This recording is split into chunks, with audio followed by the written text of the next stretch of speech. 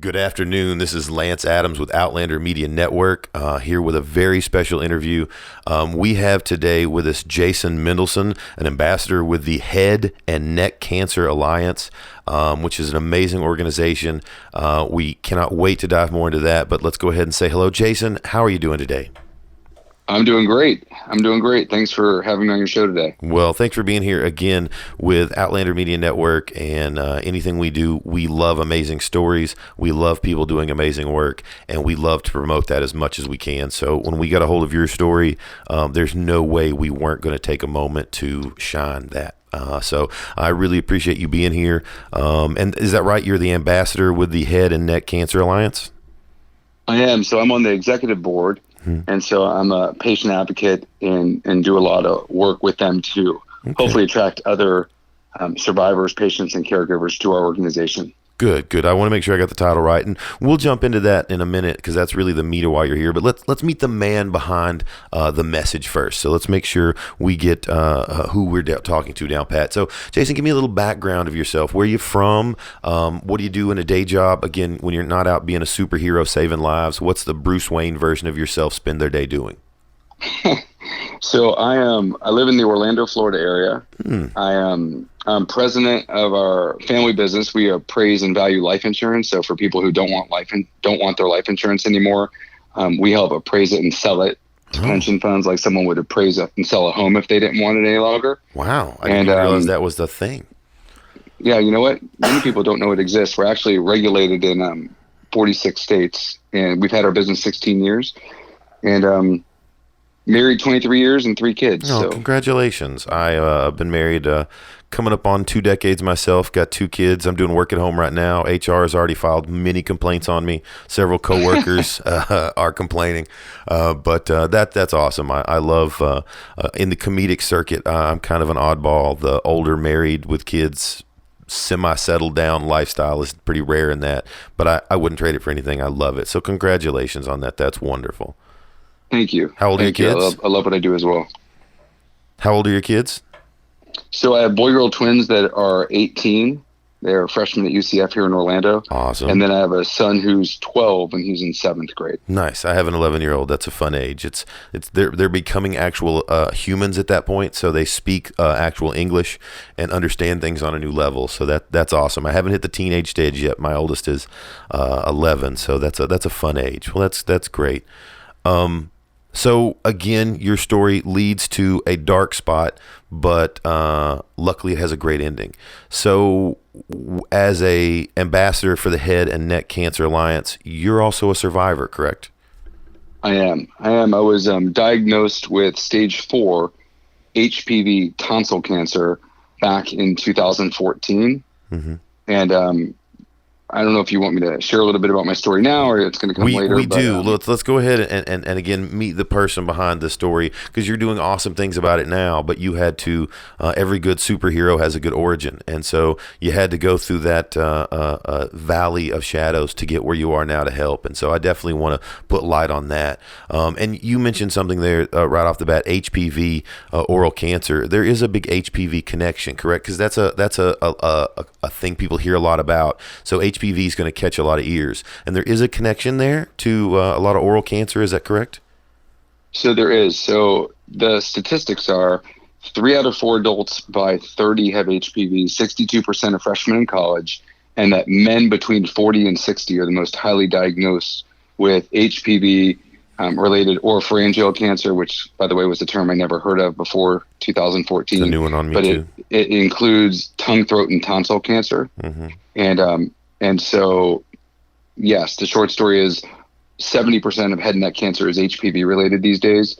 And most people know head and neck cancer caused by excessive drinking and smoking. Correct, which you are not. You're not a smoker. I read that in your story. You are not. So for people that are going, I'm not a smoker, statistically, yes, smokers are more likely. But Andy Kaufman, great comedic legend, had lung cancer, didn't smoke. You weren't a smoker, oral cancer.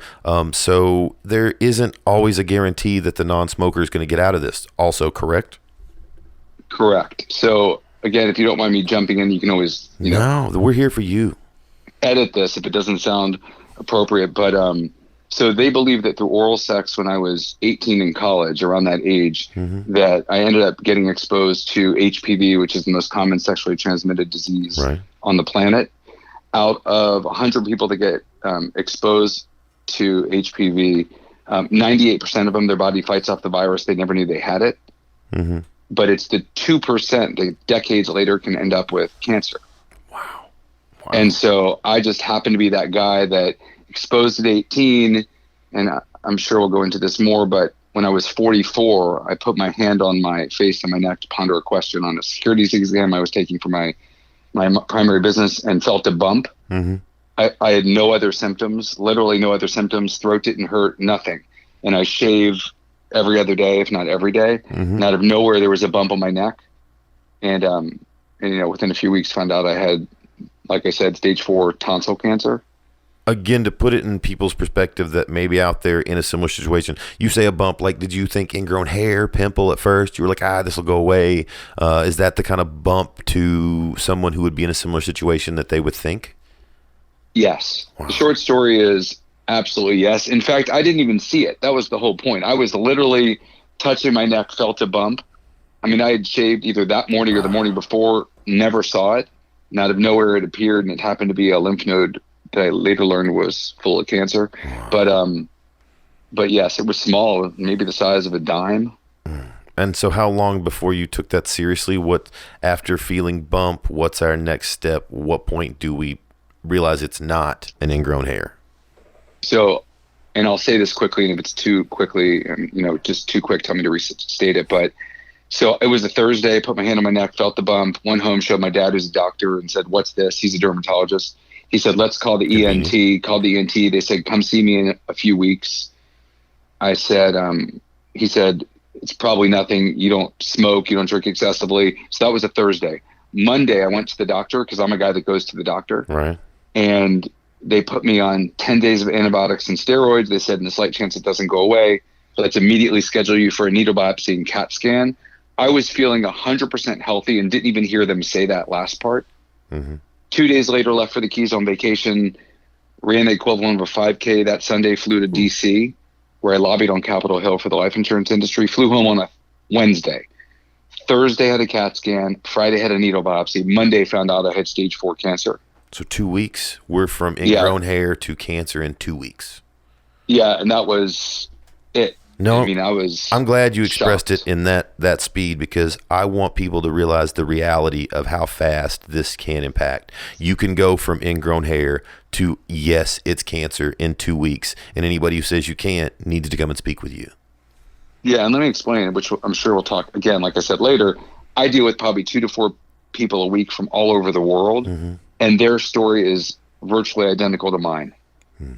Wow. And that's every week. So it was so quick, and I literally had no symptoms, but felt that bump. And thank God, I always tell people, if you remember nothing else but this, remember that if you have an issue, go to the doctor, because I deal with a lot of people who spend months knowing there's an issue, but is a big issue. And they literally spend, 6 to 12 months not going to the doctor when they could have been treated much more quickly if it turned out to be something serious.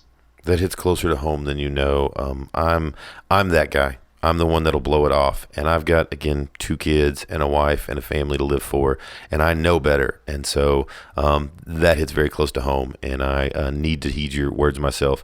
But I know there are people listening that are already in that situation that will definitely let that hit home. So thank you for the wonderful way you phrase that, because it is true. 2 weeks, man, that's crazy. That's impactful. And so I know we're still just entering our valley of shadows. How bad did it get? How far in does your tale go before we begin to take a turn to the light? So I got diagnosed. I heard stage 4, which again, later it turned out that there would be a downgrading of my cancer, not just for me, but for everyone diagnosed with this, because of the high survival rates. But so that's what stages mean, is by the survival rates. That's how they rate that? Correct. At least for this cancer, when I heard stage 4, which I was just, let me just say this to you. I had 7 weeks of chemo, radiation, and a feeding tube, 3rd-degree burns in my throat, which I couldn't swallow my saliva for approximately a month. And that's the What cure. That's not the disease. Imagine every time you go to swallow your saliva, you're spitting into a large size like Slurpee cup. And when I went to dump that Slurpee cup into my sink initially, the saliva was so thick that it wouldn't go down the drain. Oh my God. And so I would then have to dump it into the toilet or two into a trash can. But it was, chemo every Thursday for 7 weeks, took like 8 hours by the time you drew blood and went through the whole process. And radiation 5 days a week for 7 weeks. When you mentioned 3rd-degree burns and you're talking the problems with you're just being able to salivate, that's from the cure. That's not even from the disease. Right? Correct. Correct. I don't know if I said this, but I had a radical tonsillectomy and neck dissection before ever beginning chemo and radiation. Oh, no. So my neck dissection was 42 lymph nodes removed in my neck. So I have a scar that runs from the bottom of my right ear to the center of my throat. And shortly after starting treatment, I made videos to my kids saying goodbye. Oh, you're gonna make me cry. My videos went something like this. One day you're going to get married. I'm not going to be there. This is what's important, because I speak to my parents every day. And I thought, what happens if I don't survive? How are my kids going to handle it? Now, granted, my wife is awesome, which we'll talk about. She's the best.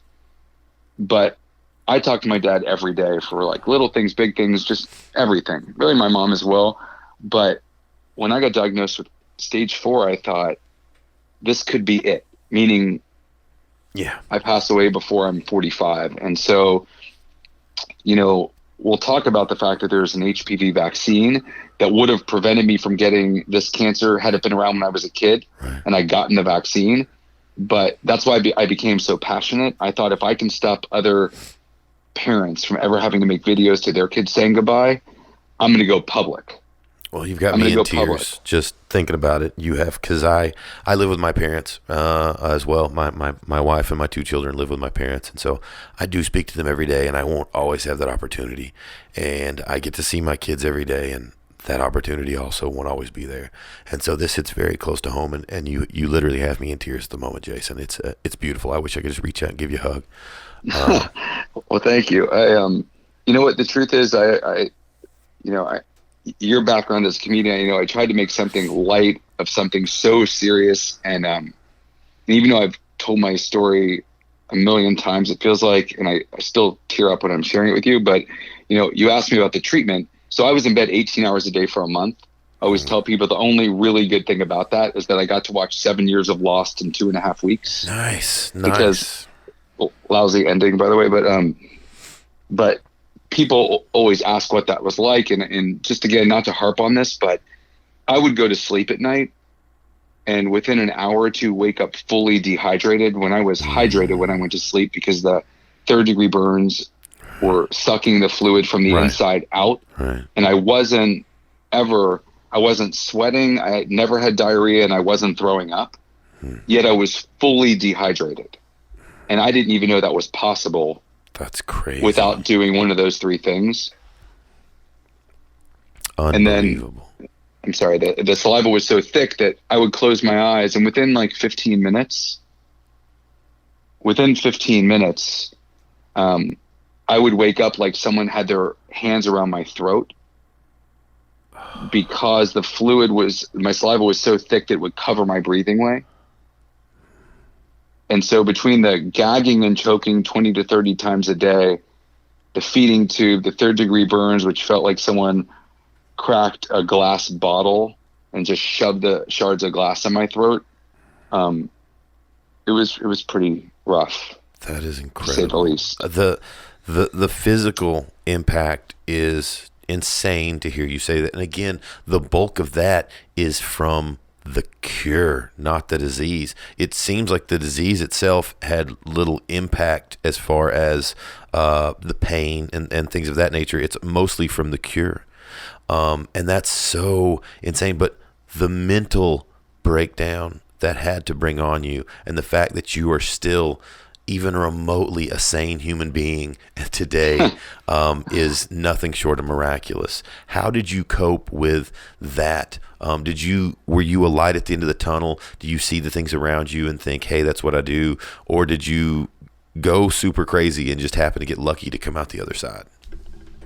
No, so I've always been that guy in life that was always more positive than most people. I don't mean that to sound like I'm patting myself on the back, but I've always been really positive. Mm-hmm. I was raised by my parents that are really positive, siblings, like everyone.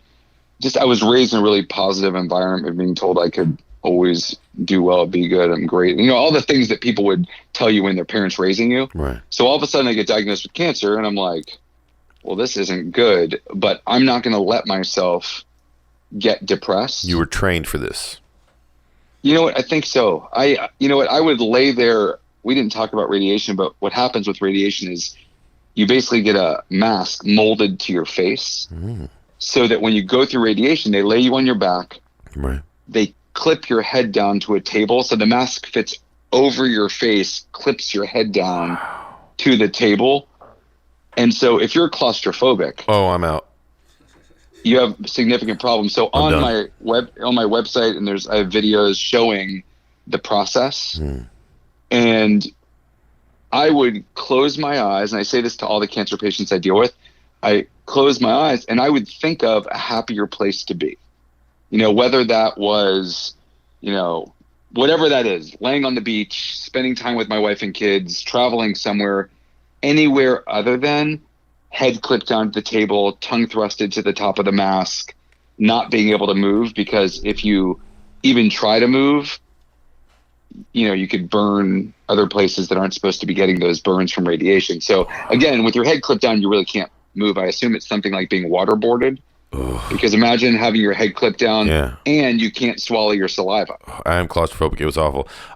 You said something there that I'm going to stop for a second. That's very important to me. On my show here on Outlander Media Network, I always tend to ask a questionnaire at the end. I love, sadly, the late James Lipton and his wonderful questionnaire in the Inside the Actor Studio. And one of the questions, the very last question I always ask people, what's your happy place? Where do you go when you have nothing's holding you back? You can go anywhere you want to go, be where you want to be. There's no commitments to stop you. What's your happy place? So the minute you said that, it just was a spark of a connection to know that question is far more relevant than it ever seemed before, because that happy place kind of kept you going when you didn't have a lot of reason to keep going. That's true. I mean, at the end of the day, I say to everybody, when your head's clipped down and you need to be somewhere else, where do you go? I mean, for me at the time, it's different than where I am today. But of course, at the time, it was, a beach, nice, clear water, warm sun, with all the people I love and care about. And it's, certain times in my life where I had, great outcomes doing different things, whatever that, place or time was. But it's so important, right? Because whether it's going through cancer treatment, or if it's, going into a scary situation, for whatever that is in life, I think that always makes things better. It does. If my wife and I were separated, we've been married a long time, but we were separated for about a year, and we were on the verge of divorce, and things got real bad. And I was homeless and living in my car. And that's actually when I started doing stand-up comedy. That was one of the things that kind of brought me back to life. And I always held out hope. I'm a religious person, so that helped me. That's what I leaned on. Doesn't work for everybody. I don't say I suggest it for everybody, but it worked for me. But I leaned on hope. And the whole time, and again, in the end, it worked because of many factors. I got some therapy. I got some medication. I started doing stand-up comedy. I now get to sleep in the bed next to my wife down the hall from my kids. But there was a time I didn't. And if I'd have gave up hope, I may never have been able to rebuild myself to make it happen. And so hope is important. And you obviously are here today talking to us, and everything you're telling us is in the past tense. So that means hope paid off for you too, correct? Yes. Good. You know what? I do think that. I think, you know, even though at the time going through almost like a living hell, I would tell you, my kids putting their head on my shoulder, or me thinking about it's all temporary. I have a business card that says it's all temporary.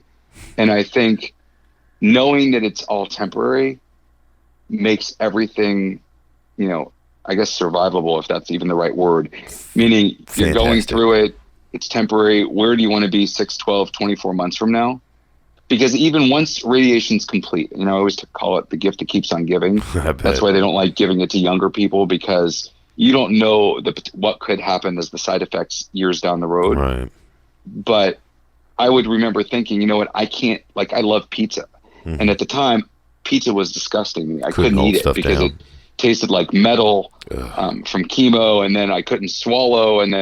But I remember thinking 6 months from now, I'll be able to eat this. Or 12 months from now, I'll be able to, taste juice, because I couldn't, juice was disgusting to me because it was sugar, and sugar tastes bad with chemo. So I think at the time I was going through it, just thinking about where I was going to end up, honestly, gave me the hope I needed to continue going. So at any point, did you assume that you were becoming a superhero? Because that's what I would have done. I would have clearly thought, well, this is how I become the Incredible Hulk. I've read this book. I know how this goes. Because in your case, it did work. That is how it happened. You got radiation, and now you are a superhero. This is how it worked. I mean, you may have never broke it down this way, but Jason, that's what's happened. You received your spider bite. You've had your horrible origin backstory, and now you're out saving lives. You're using those things to change the world. Am I correct?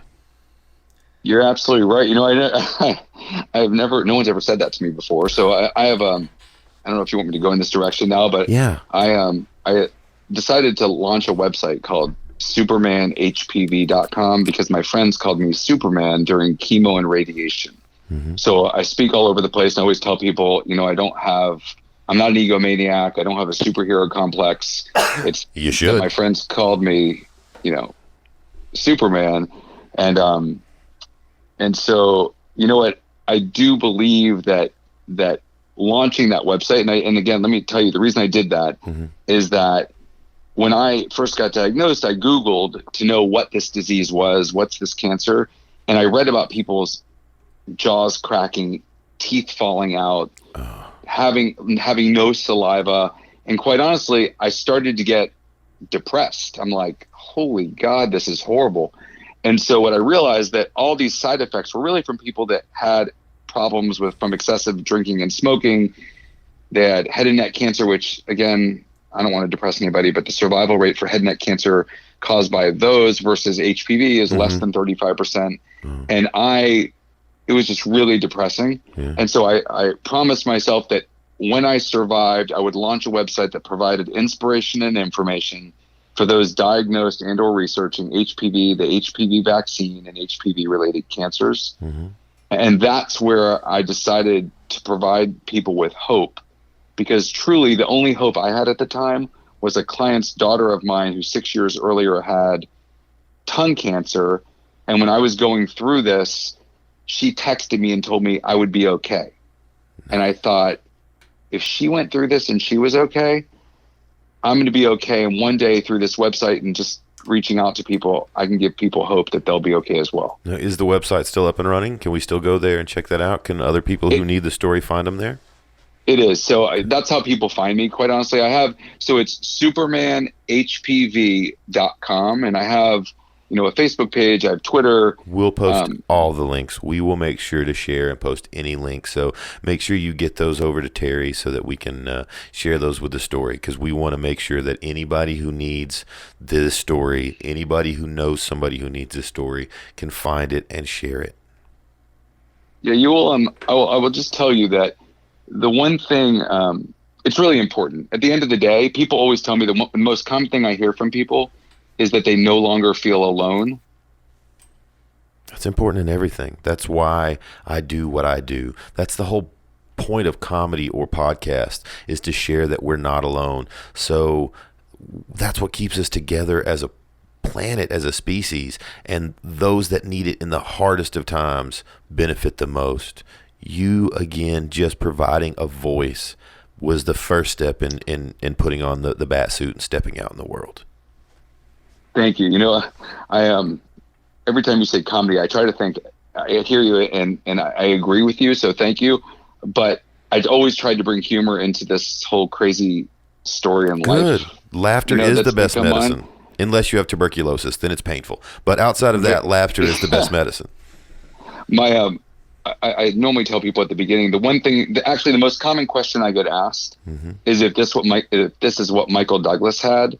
And my answer that I could say in my sleep, is it's the one thing that he and I have in common outside of our love for Catherine Zeta-Jones. Beautiful. And that's been like, it's a few things like that I've tried to include in my story just because people get so depressed with cancer. Yes. I mean, it's not a fun topic. No. That you can hopefully, make something light of certain situations. So it helps when you can. As a comedian, it's the thing that I think we all share. Hey, this is a moment, and yeah, you tend to have odd thoughts at odd times, but it's like, hey, we're all in this together. Let's share a laugh because we may not have a lot left. So let's share a laugh. Let's take a moment to realize, hey, I thought that way too. I felt that, and I felt stupid when I thought it. So now knowing that you think it, I don't feel so stupid. Maybe we're better off now than we were before. I would agree. And so from your website, is that how you hooked up with the Head and Neck Cancer Alliance and became an ambassador for them? Well, so what happened is that the short story is I kept searching online and came across the website for the Head and Neck Cancer Alliance. It was the only positive source of information that I ever found. And did I read that's originally started by Yul Brynner? Yes. I thought I read that. That's fantastic. That has such a great ties. That it has such a great ties to such big names, because that does help. Hey, anybody who's trying to promote anything, anybody who's trying to get awareness out, having a celebrity of some form always helps. And again, this shows the length of time that this alliance has been out there doing good things, because it dates back to, again, a celebrity who said, hey, I want attention to this cause. This impacts me. You guys listen to me because you come to my movies. And so now I'm going to use the gift you've given me to return it, to share with other people who need it. And that's a lot of what people like yourself are doing with this wonderful organization. Thank you. Yes, it's been important. It allows us to reach out more deeply to people, or more closely to people. So I think just the more awareness, the better, reach a larger amount of people. I think it's because when it they hits do a our lot of good. I mean, I'm sure you know this already, but it's their focus, or our focus, is prevention, early detection, research to really cure and really help people with head and neck cancer, and really just provide that, be that light or source of information to be able to help people. So it's just been a great organization. I reached out. They were really so inviting to me. And through getting to know different members of the organization, I decided to get involved and then help create and be a part of the great work they were doing already to strengthen their survivor, patient, caregiver network. And that's where I became part of the ambassador program. Amazing. Well, let's go ahead and give their website too. How can, again, anybody that wants to, we'll post it later, so anybody who's listening, don't worry about it not having a pen, but let's go ahead and throw that out there for anybody that wants to hear. If we want to find out more about that organization, donate where we can, where's just a good place to start? Just go to Head and Neck, so head, the word and, neck.org. So headandneck.org. Okay. And you'll have, all the information you need, whether it's from a, patient, survivor, caregiver perspective, medical information for physicians. It's just a great source of information regarding a lot of the great work that we do. Nice. Well, I don't want to tout celebrity too much as being this, all given thing, but it does help out. And I read some things while doing a little research for the interview today. Some of the famous celebrities who have been impacted by this: Babe Ruth, Roger Ebert, George Harrison of the Beatles, John Gotti. We're huge wrestling fans here at Outlander Media Network. Bobby the Brain Heenan. all were cancer related deaths. Other people that have been spokesmen for your organization, you mentioned Michael Douglas worked with the organization, Jim Kelly, Lou Holtz, and now you guys are working with somebody pretty amazing to a lot of people in my generation who's just done an interview. You guys are working with Rob Paulson, correct?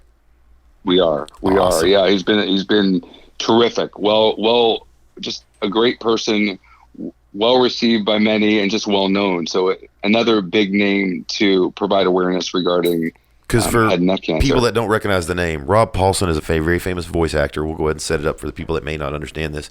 Rob Paulson, to people of my generation, is what Mel Blanc was to my parents. He is the voice of Ninja Turtles in every incarnation. Pinky and the Brain. I mean, if you are talking a cartoon from the 90s beyond, I promise you it has Rob Paulson somewhere within 5 degrees of separation. There's no way out. So when you talk about someone whose voice may be impacted by cancer, you're talking about wiping out a man's livelihood. You're talking about wiping out the voice of a generation. That's impactful. So Rob has also had a similar story and is now sharing with the organization. That is amazing.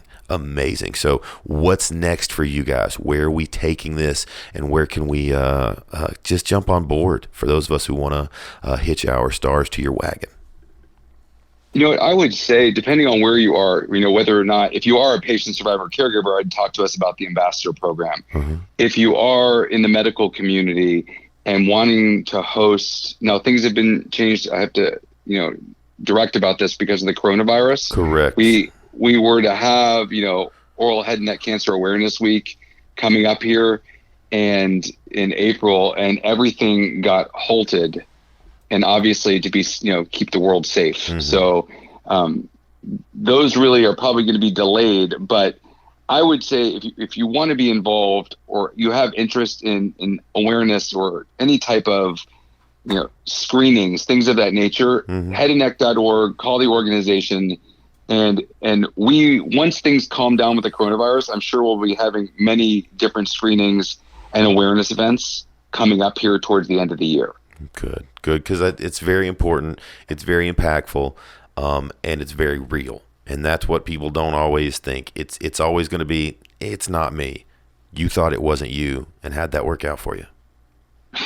Let me tell you, I also want to tell you that we have a gas card program at the Head and Neck Cancer Alliance. So if there are people that just want to contribute financially, and mm-hmm. obviously that wasn't the purpose of this discussion, but we provide gas cards to people who have challenges getting to treatment, right? Chemo, radiation. I mean, unfortunately, that wasn't a challenge that I had, because cancer is trying enough, let alone to be concerned with not being able to get to the treatment. Because you can't afford to get there. And so we have a excellent gas card program that provides people with financial support. That's amazing. To be able to get to treatment, even though, as you know, the side effects can be challenging or brutal. Yeah. My wife is disabled. She has multiple sclerosis. And so we go through a lot of different medications and trials, and especially when she was first diagnosed. And so I have seen just what a simple medication can do. I can only imagine on that level. Again, chemo. My mom had breast cancer when I was a kid. I don't really remember it, so it didn't impact me in my memory the way that it would now. So I've seen, again, just what one wrong medication can do with her and her MS. I can barely fathom what chemo, radiation, and all the other things that go along with it just to fight a disease that is, again, very real and very impactful to more people than we think. I mean, if it's okay, I'm going to jump in and just add a comment about the HPV vaccine. Please. Because I want to spread as much info as possible. What'd you say? I want to spread as much information as possible. Okay, so here's the story. I always tell someone, if I hear they have kids over the age of 9 or even kids younger, and I say one day when they're 9 to 13, remember what I'm telling you, I refer them to my website. And by the way, I think I said this earlier, but I don't sell anything on my website. It really was created just to help people. Good. But the HPV vaccine is for boys and girls, not just girls. Mm-hmm. Most people, when they hear HPV, they know it's the main reason for cervical cancer for women. Correct. That's my association. Typically, that's what I also think. I mean, just what Okay, I so associate it with. that So is true. It's the main reason for cervical cancer. The vaccine came out approximately 2006 and 7. You know, everyone focused, not everyone, but many people focused on HPV being related to sex and not about the fact that it was a vaccine that would protect their kids from cancer. And so many didn't give the vaccine to their kids. Well, years later now, I just spoke at a congressional briefing in June where, because the World Health Organization charged countries to eliminate cervical cancer for women, completely eliminate it. Well, this vaccine, they believe that if we will increase HPV vaccination rates, it will eliminate cervical cancer. And the US, Australia, and Canada stood up and said, we're going to be the first country to eliminate cervical cancer. And so everyone focuses on increasing those vaccination rates to eliminate cervical cancer. However, like I said earlier, men between 40 and 60 are the most highly diagnosed with HPV-related tongue, throat, and tonsil cancer decades after being exposed. So while the vaccine hasn't yet been indicated for oropharyngeal cancer, we know it's coming down the road. And again, I'm not a medical, I'm not, as you know, I'm not a doctor, so I'm speaking from a patient perspective, and this is my opinion, but the reason pediatricians and family practice doctors nationally are all recommending the vaccine for boys and girls, not just girls, is because everyone knows that this vaccine will protect sons and daughters, grandsons and granddaughters from cervical cancer for women and oropharyngeal cancer for both men and women. So again, I will just tell you, it's really important, because if there was a vaccine that would protect your daughter from breast cancer, everybody would give it to their daughters. I'd go do it right now. If there was a vaccine that would protect your son from prostate cancer, everybody would give it to their son. As soon as I got home. And because the HPV vaccine, a lot of people years ago thought about sex, a lot of them didn't give it to their kids. And that's where that commercial comes on TV that says, Mom and Dad, did you know? Did you know there was a vaccine that could have protected me from cancer?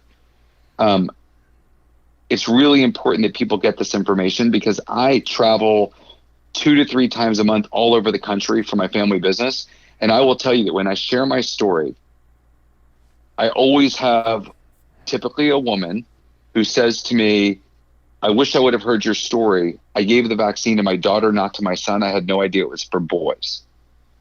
And so even though kids can have the vaccine, they promote it for really kids between 9 and 13. The age was increased that allowed people to get the vaccine from 26 up to age 45. But for it to be the most effective, it should be given to kids before they're sexually active, because once you're exposed to strains, for instance, 16 and 18, HPV related, it obviously doesn't protect you from those strains. So you need to have the vaccine before you're sexually active. Well, I got 2 right in that target area, so that's very eye-opening for me, very personally. I've got, again, an 11-year-old boy son and a 7-year-old daughter. So I've got one smack dab that would be forgotten. Amazing. What a surprise. Misinformation ends up harming people. Because I would have been misinformed on that. And I've got one right there that would be target area to be ignored, and one coming right up not far along that will also be in that age limit. So very eye-awakening to me. That's very eye-opening and awakening to me. That's great to know that we're all far more likely to be in this same boat together. So hey, let's do the smart thing now while we can, prevent a lot of pain and suffering later. Yeah, I mean, correct. I mean, again, like I said initially, because people always stress this to me, I'm not a doctor, just a survivor, but talk to your kid's pediatrician, your family practice doctor, your internist. If you're a young woman, your OBGYN or whoever you need to talk to get advice as to if you should get the vaccine. But I can tell you, I do webinars for physicians. I did some continuing medical education with Prime earlier in the year, and I deal with doctors from, all over the world, and they all say they will give their sons and their daughters this vaccine to protect them from this cancer. So again, really important to learn more about it, and don't take your medical advice from Facebook, right? Just like people take advice from Facebook from non-doctors, and it makes no sense to me, especially as a guy who's been through the treatment. Yeah, that's why I would trust your opinion over, again, any Facebook post, but I'm sure glad to have it here.